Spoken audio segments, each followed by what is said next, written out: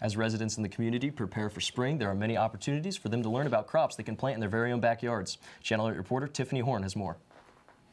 Spring is a time for fun breaks and blossoming crops and goods.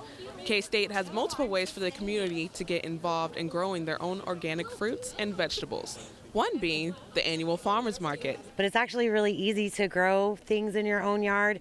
And so that's kind of what Farm Club is about, is we want to help people gain the knowledge to know how to have a small garden in their backyards. Another way would be to take a tour at the KSU Community Garden to watch the process of crops and flowers grow. March and April showers will eventually bring in May flowers. K-State offers a lot when it comes to agriculture, like the KSU Gardens and the farmers market. I guess you can say spring planting is like a work of art.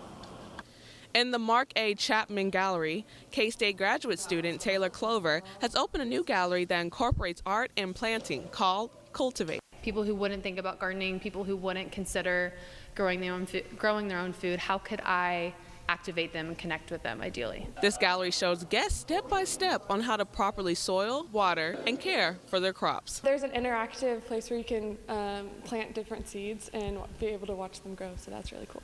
There are some therapeutic benefits in growing your own crops. It's a really beautiful connection with nature and with the earth. Anyone could come to the gallery to make their own personal garden, to grow their own vegetables, fruits, and herbs.